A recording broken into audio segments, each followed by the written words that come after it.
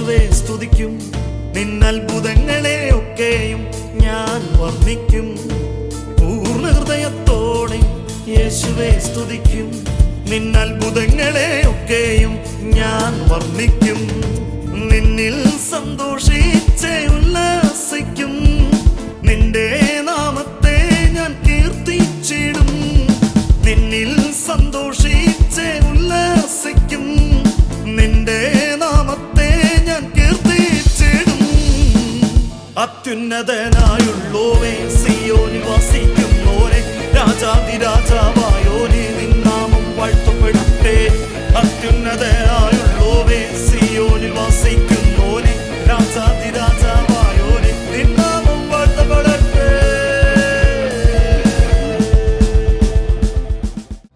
TV പ്രേക്ഷക സംഗമം തിരുവല്ലയിൽ ഏപ്രിൽ 10 ബുധനാഴ്ച രാവിലെ 10:30 മുതൽ. സ്ഥലം MDM jubilee hall, Thirumoolapuram. TV പ്രേക്ഷക സംഗമം തൃശൂരിൽ ഏപ്രിൽ 11 വ്യാഴാഴ്ച രാവിലെ 10:30 മുതൽ. സ്ഥലം community hall, Nehru Nagar, Kuriachira, Thrissur. TV പ്രേക്ഷക സംഗമം എറണാകുളത്ത് ഏപ്രിൽ 17 ബുധനാഴ്ച രാവിലെ 10:30 മുതൽ. സ്ഥലം ടൗൺ ഹാൾ, നോർത്ത് റെയിൽവേ സ്റ്റേഷന് സമീപം. TV പ്രേക്ഷക സംഗമം ഏപ്രിൽ 18 വ്യാഴാഴ്ച രാവിലെ 10:30 മുതൽ. സ്ഥലം മോത്തി മഹൽ കല്യാണ മണ്ഡപം, KSRTC ബസ് സ്റ്റാൻഡിന് സമീപം, ഷൊർണൂർ റോഡ്, നൂറാണി. കർത്താവിന്റെ അതിപരിശുദ്ധ നാമം വാഴ്ത്തപ്പെടുമാറാകട്ടെ. അനുഗ്രഹിക്കപ്പെട്ട ഒരു ദിവസങ്ങളുടെ കർത്താവ് നമുക്ക് തന്നതിനായി ദൈവത്തെ സ്തുതിക്കാം. ഇന്ന് നമ്മൾ കേൾക്കാൻ പോകുന്നത് വളരെ സന്തോഷമുള്ള ദൈവജനത്തിൽ നിന്നാണ്. അഖിലാണ്ടത്തിന്റെ ഉടയവനായ കർത്താവ് നമ്മുടെ ഉള്ളിൽ വന്ന് വസിക്കുന്നു എന്ന് പറയുന്നത് പുതിയ നിയമത്തിലെ അല്ലെങ്കിൽ ബൈബിളിലെ ഏറ്റവും അനുഗ്രഹിക്കപ്പെട്ട കാര്യം, ഒരു ക്രിസ്തീയ ലൈഫിലെ ഏറ്റവും പ്രാധാന്യമുള്ള കാര്യം. കർത്താവ് എൻ്റെ ഉള്ളിൽ വസിക്കുന്നു എന്ന് പറയുന്നത്. ആ കർത്താവ് എൻ്റെ ഉള്ളിൽ വസിക്കുമ്പോൾ എന്താണ് കർത്താവ് എന്നിലൂടെ പ്രവർത്തിക്കുന്നത്, എന്നിലൂടെ ചെയ്യുന്നത്? അഖിലാണ്ടത്തിൻ്റെ ഉടയവൻ എൻ്റെ ഉള്ളിൽ വന്ന് വസിക്കുന്നത് എന്തിനാണ്? നമുക്കറിയാം, ഓരോ രാജ്യങ്ങളിലും ഉണർവ് നടന്ന സ്ഥലങ്ങളിലൊക്കെ നോക്കിയാൽ പുതിയ പുതിയ അനുഭവങ്ങൾ കർത്താവ് ആ ദേശത്ത്, ആ ഉണർവ് നടന്ന സ്ഥലത്ത് പകർന്നത് നമുക്ക് കാണാനായി കഴിയും. ഈ നാളുകളിൽ കർത്താവ് നമ്മളുടെ മേലും ആ ഉണർവിനെ നമ്മുടെ മേലും അയക്കുകയാണ്. ആ ഉണർവിന് മുന്നോടിയായിട്ട് ചില ആത്മീയ അനുഭവങ്ങളെ നമ്മുടെ മേൽ പകരുകയാണ്. ദൈവജനത്തിലുടനീളം നോക്കിയാൽ പരിശുദ്ധാത്മാവ് ഒരാളിൽ വസിക്കുമ്പോഴാണ് ആ വ്യക്തി ആള് മാറിയതുപോലെ ആക്കുന്നത്. അതുവരെ ആയിരുന്ന സ്ഥിതിയിൽ നിന്ന് മാറുകയാണ്. കർത്താവിന് വേണ്ടി നമ്മെ അവൻ ഒരുക്കുകയാണ്. അവന് ഹിതമായതിലേക്ക് അവൻ നമ്മളെ കൊണ്ടുപോവുകയാണ്. ആ ശബ്ദം നമ്മളോട് സംസാരിക്കുകയാണ്. ഇന്നത്തെ മെസ്സേജ് കേൾക്കുമ്പോൾ നിങ്ങളോട് ഓരോരുത്തരോടും കർത്താവ് സംസാരിക്കട്ടെ. ആ ഉണർവിന് ഭാഗമായി നിങ്ങൾ ഓരോരുത്തരെയും കർത്താവ് മാറ്റട്ടെ. നമുക്ക് മെസ്സേജിലേക്ക് പോകാം.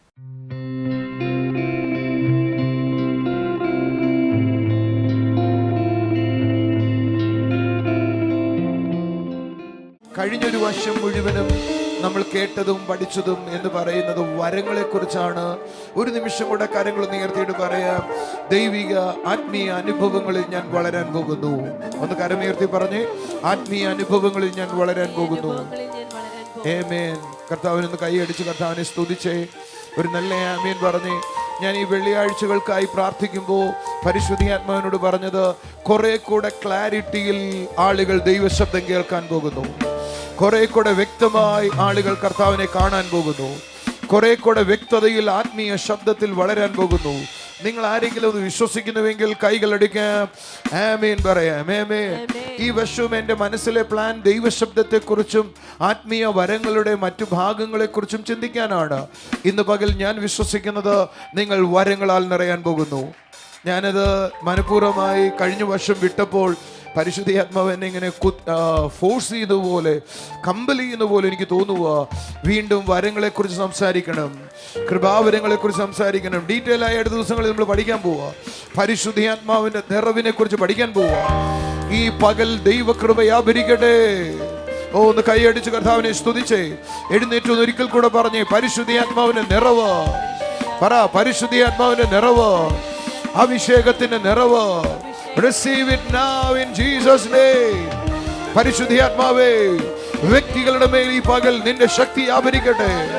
വലിയ ദൈവകൃപ വ്യാപരിക്കട്ടെ, വലിയ അഭിഷേകം വ്യാപരിക്കട്ടെ, പുതുമയുള്ള ചിലതുണ്ടാകട്ടെ. ഞാൻ ആ വാചകം ഒന്നും കൂടെ പറയട്ടെ, പുതുമയുള്ള ചിലതുണ്ടാകട്ടെ. ഞാൻ കർത്താവിനോട് ഇങ്ങനെ ചോദിക്കുമായിരുന്നു, കർത്താവെ, മറ്റു രാജ്യങ്ങളിൽ പുതുമയുള്ള ചിലത് ഞങ്ങൾക്ക് കാണാം, ഇതുവരെ കണ്ടിട്ടില്ലാത്ത പുതിയ വിസ്ഡങ്ങൾ കാണാം, പുതിയ വരങ്ങൾ കാണാം. ഇന്ത്യയിൽ അതെന്നാ ഉണ്ടാകുന്നത്? സ്വർഗ്ഗം എന്നോട് പറഞ്ഞത്, കർത്താവിനോട് പറഞ്ഞു, ഓരോ രാജ്യത്ത് ഒരു റിവൈവൽ ഉണ്ടാകുമ്പോൾ ആ രാജ്യത്ത് അന്ന് വരെ ഇല്ലാത്ത പുതിയത് അവർ ആ രാജ്യത്ത് അനുഭവിക്കും. പുതിയ ആത്മാനുഭവങ്ങൾ. ഞാൻ വിശ്വസിക്കുന്ന പഞ്ചാബിൽ അങ്ങനെ നടക്കുന്നു ഞാൻ കേൾക്കുന്നേ. എങ്കിൽ ഞാൻ വിശ്വസിക്കുന്നത് ഈ ദിവസങ്ങളിൽ കേരളവും അത് കാണും, ഞാനത് കാണും, നിങ്ങളത് കാണും. ഒന്നുറക്കെ പറഞ്ഞ്, പുതുമയുള്ളത് ഉണ്ടാകാൻ പോകുന്നു, പുതുമയുള്ള ആത്മാനുഭവങ്ങൾ ഉണ്ടാകാൻ പോകുന്നു, പുതുമയുള്ള ദൈവകൃപ ഉണ്ടാകാൻ പോകുന്നു. പുത്തൻ ആത്മാനുഭവങ്ങൾ ഉണ്ടാകട്ടെ, പുത്തൻ ആത്മാനുഭവങ്ങൾ ഉണ്ടാകട്ടെ. ഓ, കൈകളടിച്ച് കർത്താവിനെ സ്തുതിച്ചുകൊണ്ട് പുതിയ ആത്മാനുഭവങ്ങൾ ഉണ്ടാകട്ടെ. നമുക്ക് ആ വരികളൊന്ന് കർത്താവിന്റെ കാര്യങ്ങൾ ഉയർത്തി പാടാം. യേശു എന്റെ കൂടെ വാഴുന്നതിനാലേ ഞാനൊട്ടും ഭയപ്പെടുകയില്ല. ഇരിക്കാം നമുക്ക്. ഞാനിന്ന് മെസ്സേജിനിട്ടിരിക്കുന്ന പേരെന്ന് വായിക്കട്ടെ. എന്താണ് ഏറ്റവും പ്രധാനമായ ക്രിസ്തീയ അറിവ് എന്ന് പറയുന്നത്?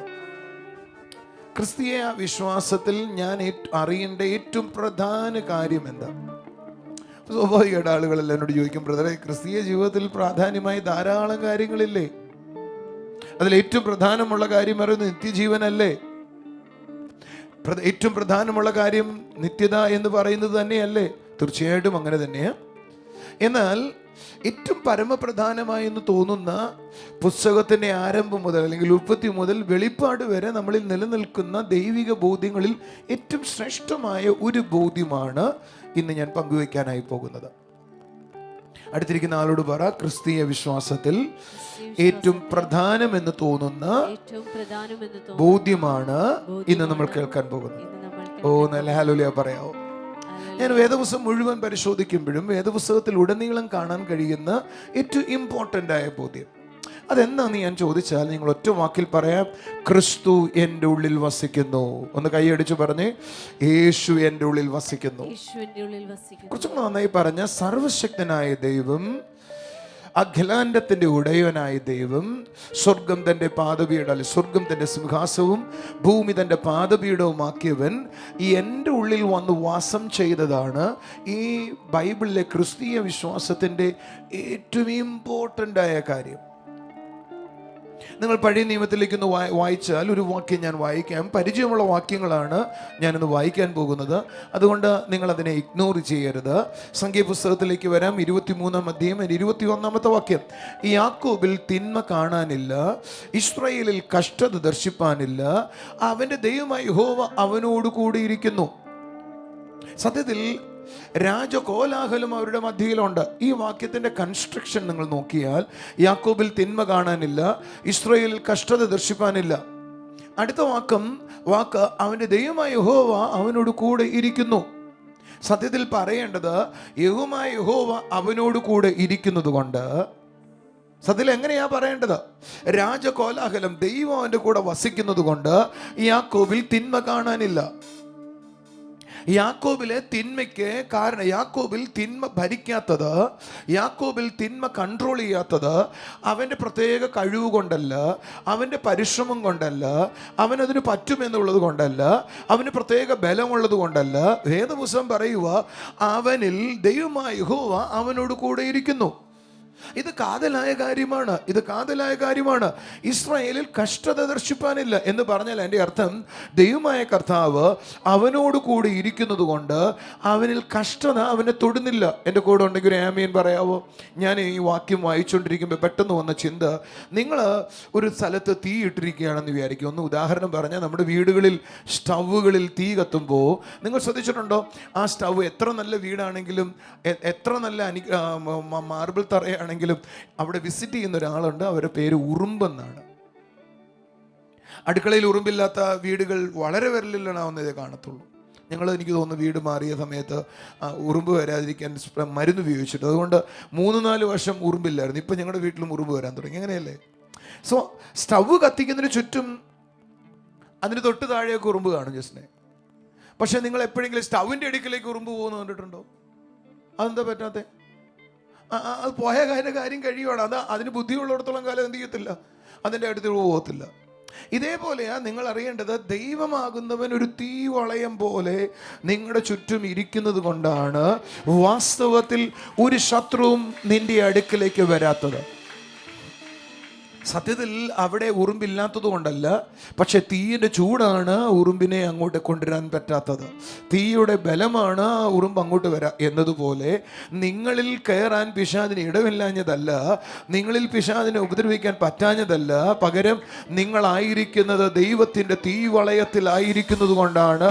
ദൈവം നിങ്ങളുടെ കൂടെ വസിക്കുന്നതാണ് ജയത്തിൻ്റെ രഹസ്യം. 2 കാര്യങ്ങളൊന്ന് പറയാമോ? യാക്കോബിൽ തിന്മ കാണാനില്ല, 2 കഷ്ടത ദർശിപ്പാനില്ല.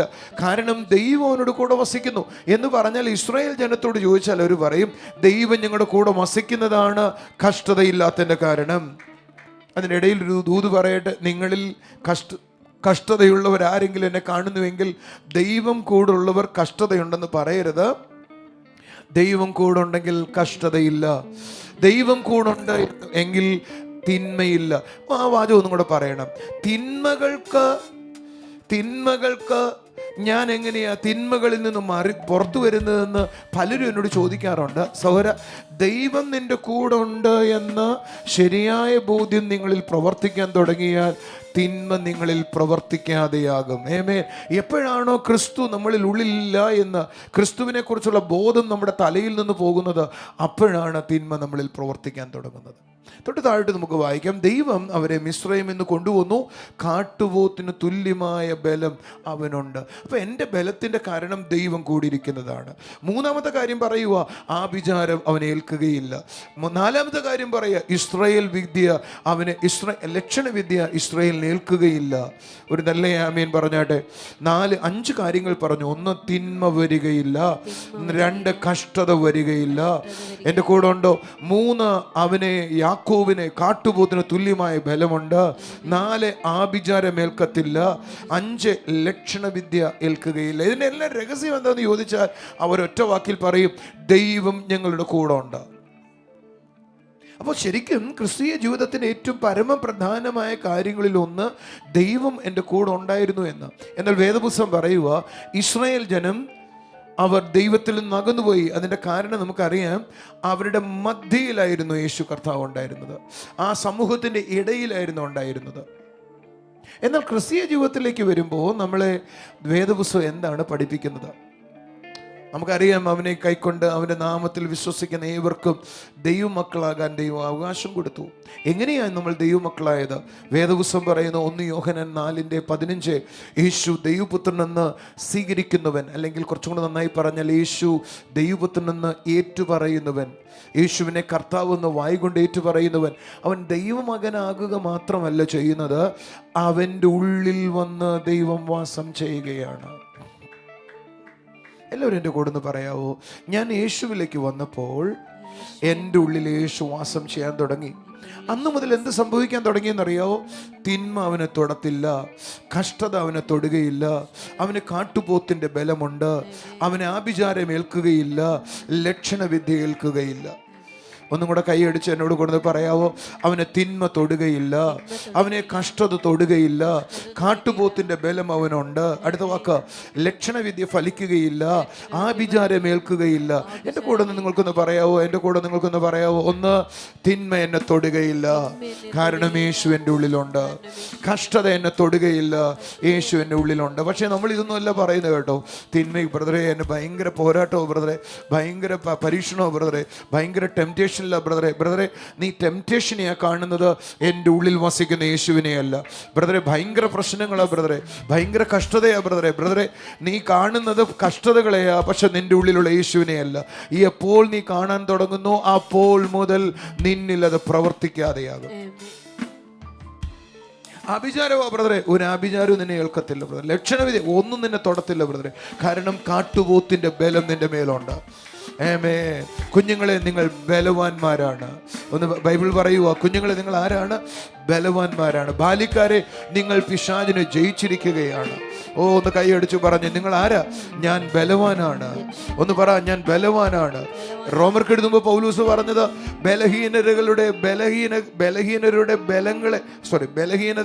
ബലഹീനരായ ആളുകളെ ചുമക്കുവാൻ തക്കവണ്ണം നിങ്ങൾ ബലവാന്മാരാണ്. അശക്തരുടെ ബലഹീനതകളെ ചുമക്കുവാൻ തക്കവണ്ണം നിങ്ങൾ ബലവാന്മാരാണ്. ഒന്ന് കൈയടിച്ച് കർത്താവിനെ സ്തുതിക്കാം. സോ ക്രിസ്തീയ ശുശ്രൂഷയുടെ ഏറ്റവും പരമപ്രധാനമായ കാര്യം എന്താണെന്ന് ചോദിച്ചാൽ ഒറ്റ വാക്കിൽ പറയാം, ക്രിസ്തീയ വിശ്വാസത്തിന്റെ ഏറ്റവും പരമപ്രധാനമായ കാര്യം യേശു എൻ്റെ ഉള്ളിൽ വസിക്കുന്നു എന്ന്. ആരും ആദ്യമായിട്ടാണ് നിങ്ങൾ എന്നെ കേൾക്കുന്നതെങ്കിൽ എങ്ങനെയാണ് എൻ്റെ ഉള്ളിൽ വാസം ചെയ്യാൻ തുടങ്ങിയത്? യേശുവിനെ ആരെങ്കിലും ദൈവമായി അംഗീകരിക്കുകയോ യേശു എൻ്റെ കർത്താവാണെന്ന് വായ്കൊണ്ട് ഏറ്റുപറയുകയോ ചെയ്തു എങ്കിൽ ആ നിമിഷം മുതൽ എൻ്റെ ഉള്ളിൽ യേശു വന്ന് വാസം ചെയ്യും. എങ്ങനെ യേശുവിനെ എൻ്റെ ഉള്ളിൽ കൊണ്ടുവരാൻ പറ്റുക? വളരെ സിമ്പിളാണ്. കരമൊന്ന് ഉയർത്തിട്ട് പറ, യേശുവേ അങ്ങ് എൻ്റെ കർത്താവാണ്, അങ്ങ് എൻ്റെ ദൈവമാണ്.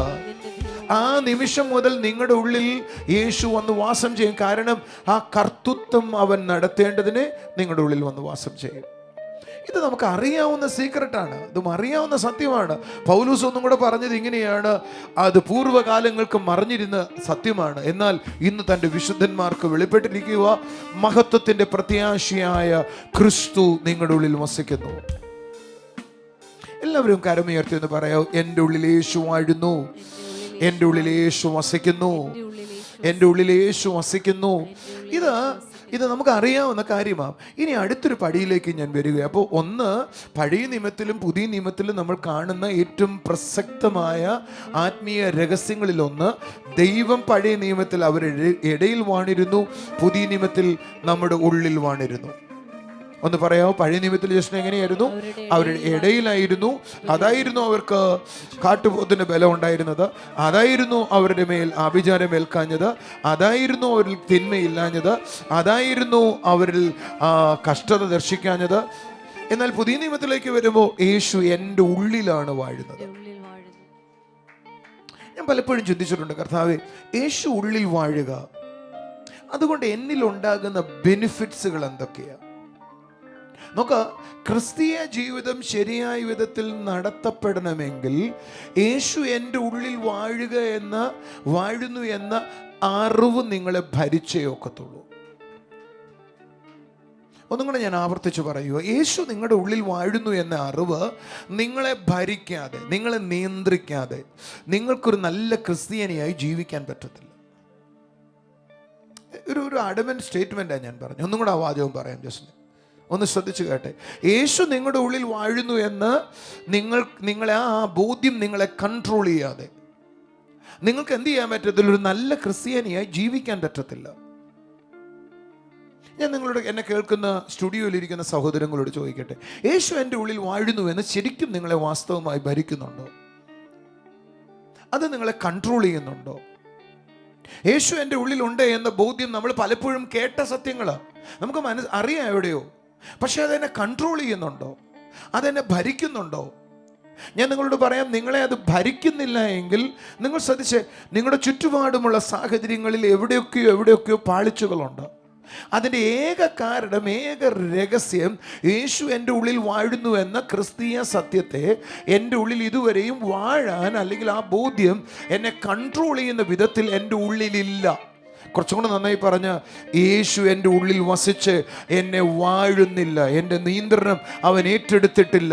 ഏറ്റെടുക്കുന്ന നിമിഷം മുതലാണ് ശരിയായ ക്രിസ്തീയ ജീവിതം നടക്കുന്നത്.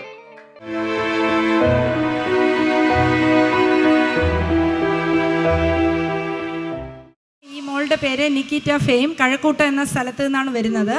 കുറച്ച് നാളുകൾക്ക് മുമ്പ് ബ്രദർ ഈ മോളിനോട് ഒരു ദൂത് പറഞ്ഞിരുന്നു, ഹയർ സ്റ്റഡീസിനായി കാനഡയിൽ പോകുമെന്ന് പറഞ്ഞിരുന്നു.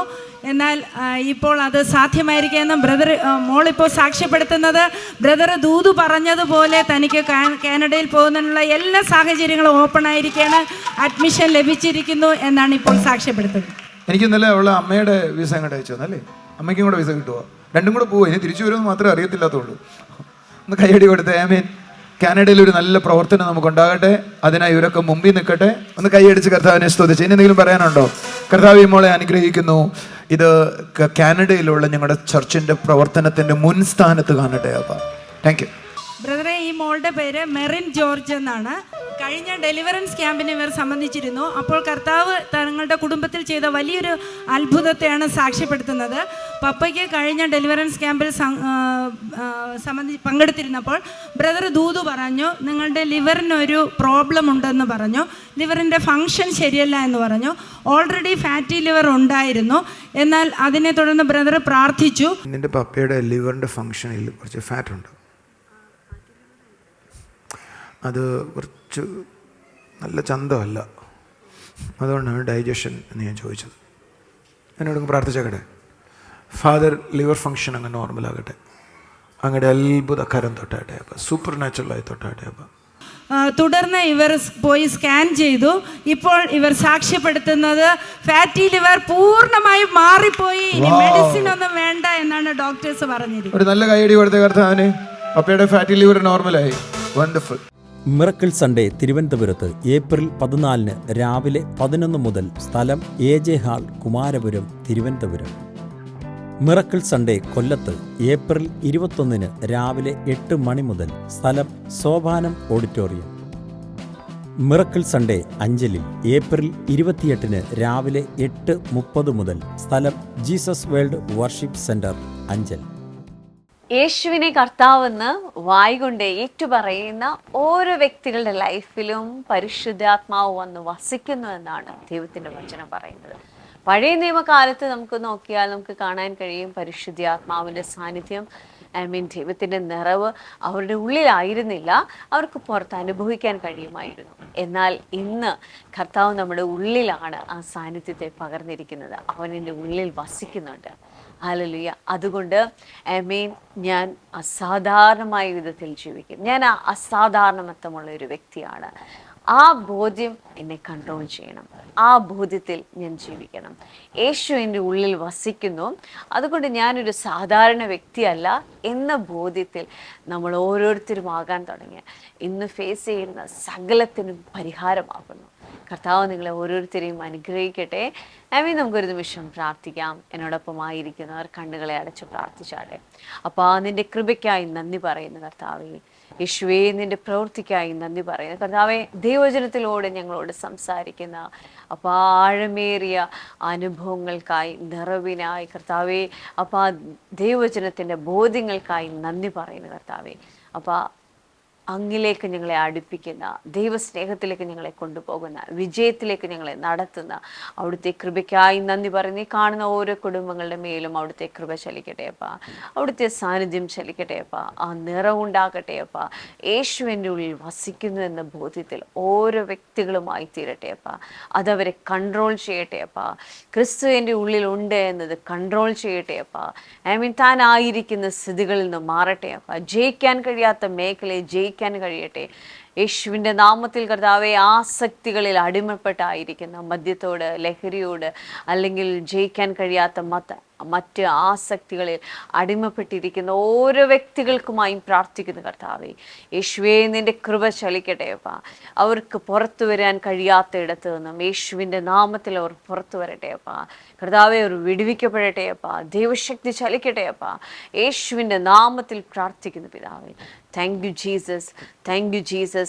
കർത്താവിനെ കാണിക്കുന്ന ഓട്ടിസം ഉള്ള ഒരു കുഞ്ഞിനെ അടുത്ത് വെച്ചിട്ട് പ്രാർത്ഥിക്കുന്ന ഒരു അമ്മ എനിക്ക് കാണാം. കർത്താവേ, നിൻ്റെ കൃപ വീട്ടിൽ ചലിക്കണമേ അപ്പാ. യേശുവേ, നിൻ്റെ കൃപ വീട്ടിൽ ചലിക്കട്ടെ അപ്പാ. യേശുവേ, നിൻ്റെ കൃപ വീട്ടിൽ ചലിക്കട്ടെ അപ്പാ. കർത്താവേ, ആ മോൻ ആരോഗ്യത്തോടായിരിക്കട്ടെ അപ്പാ. കർത്താവേ, ബുദ്ധിമണ്ഡലങ്ങളെ തൊടണമേ അപ്പാ. യേശുവേ, നിൻ്റെ പ്രവൃത്തിക്കായി നന്ദി പറയുന്നു. നിങ്ങളെ കാണുന്ന ഓരോ കുടുംബങ്ങളെയും അവിടുത്തെ കരങ്ങളിൽ ഏൽപ്പിക്കുന്നു കർത്താവേ. ദൈവിക നിറവിലായിത്തീരട്ടെ, ബ്ലെസ്സിങ്ങിലായിത്തീരട്ടെ. അവരായിരിക്കുന്ന എല്ലാ മേഖലയിലും ആ കർത്താവിൻ്റെ നിറവ് അനുഭവിക്കട്ടെ. പ്രാർത്ഥന കേൾക്കും യേശുവിൻ്റെ നാമത്തിൽ തന്നെ, ആമേൻ. God bless you. കർത്താവ് അനുഗ്രഹിക്കട്ടെ. നല്ല ഉറക്കത്തെ കർത്താവ് തരട്ടെ. Thank you Jesus. TV പ്രേക്ഷക സംഗമം തിരുവല്ലയിൽ ഏപ്രിൽ 10 ബുധനാഴ്ച രാവിലെ 10:30 മുതൽ. സ്ഥലം MDM jubilee hall, Thirumoolapuram. TV പ്രേക്ഷക സംഗമം തൃശൂരിൽ ഏപ്രിൽ 11 വ്യാഴാഴ്ച രാവിലെ 10:30 മുതൽ. സ്ഥലം community hall, Nehru Nagar, Kuriachira, Thrissur. TV പ്രേക്ഷക സംഗമം എറണാകുളത്ത് ഏപ്രിൽ 17 ബുധനാഴ്ച രാവിലെ 10:30 മുതൽ. സ്ഥലം ടൗൺ ഹാൾ, നോർത്ത് റെയിൽവേ സ്റ്റേഷന് സമീപം. TV പ്രേക്ഷക സംഗമം ഏപ്രിൽ 18 വ്യാഴാഴ്ച രാവിലെ 10:30 മുതൽ. സ്ഥലം മോത്തി മഹൽ കല്യാണ മണ്ഡപം, KSRTC ബസ് സ്റ്റാൻഡിന് സമീപം, ഷൊർണൂർ റോഡ്, നൂറാണി.